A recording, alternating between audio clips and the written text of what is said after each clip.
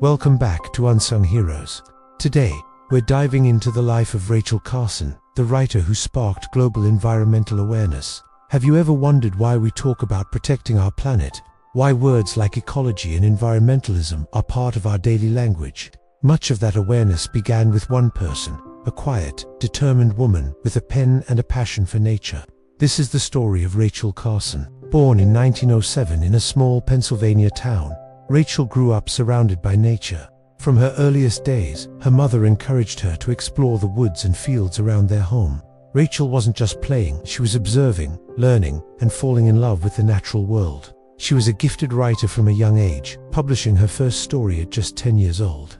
Even then, her tales were filled with the animals and landscapes she adored. This childhood bond with nature would become the foundation for her life's work. As she grew, her love for writing merged with a new passion, science. Initially planning to major in English at the Pennsylvania College for Women, a required biology course changed everything. She was captivated by the intricate web of life, especially the mysteries of the ocean. It was a bold move for a woman in the 1920s, but Rachel switched her major to biology, determined to understand the world she loved so deeply.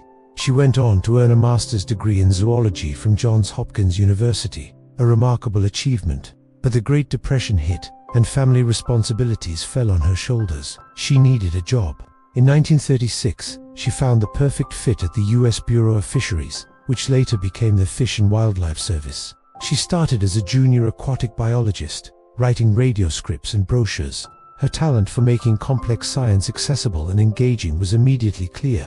For the next 15 years, Rachel balanced her government work with her personal writing. She spent her free time exploring the Atlantic coast, observing marine life with a scientist's eye and a poet's heart. This research led to her first book, Under the Sea Wind, published in 1941. While it received wonderful reviews for its beautiful prose, it didn't sell well at first. But Rachel was undeterred. Her big breakthrough came 10 years later. In 1951, she published The Sea Around Us. This book was a sensation. It topped the bestseller list for 86 weeks and won the National Book Award. Suddenly, Rachel Carson was a household name. The book transported readers to the hidden depths of the ocean, revealing its beauty, power, and history. She had a unique gift for turning scientific fact into a breathtaking story. With financial security for the first time in her life, she left her government job in 1952 to write full-time. She followed up with The Edge of the Sea in 1955, another bestseller that celebrated the vibrant ecosystems of the shoreline. Through her books, Rachel was teaching millions of people to see the world differently, to appreciate the interconnectedness of all living things. But her greatest challenge was yet to come. In the mid-1950s, a letter from a friend in Massachusetts changed the course of her life. Her friend described how an aerial pesticide spray had killed hundreds of birds in her sanctuary. The pesticide was DDT. Rachel began investigating, and what she uncovered was terrifying. DDT and other synthetic pesticides, hailed as miracle chemicals after World War II, were being used everywhere, on farms, in suburbs, in forests. But they weren't just killing pests. They were accumulating in the soil, washing into rivers, and moving up the food chain, poisoning birds, fish, and potentially humans. The world was being drenched in poison, and almost no one seemed to notice or care. Rachel knew she had to speak out. She spent 4 years meticulously researching, gathering evidence from scientists, doctors, and government reports. She was battling not just a popular chemical, but a powerful billion-dollar industry that promoted these pesticides as completely safe. The chemical companies had a lot to lose, and they knew it. During this intense period, Rachel faced her own personal battles. She was diagnosed with breast cancer, undergoing treatments that left her weak. Yet, she persevered, driven by a profound sense of duty. She felt she had no choice but to warn the public. In 1962, her bombshell book, Silent Spring, was published. The title itself was a chilling premonition of a future where birds no longer sang. The book was a powerful, eloquent, and scientifically rigorous indictment of the indiscriminate use of pesticides. It didn't call for a total ban, but for responsible use and a greater understanding of the ecological consequences. The reaction was explosive.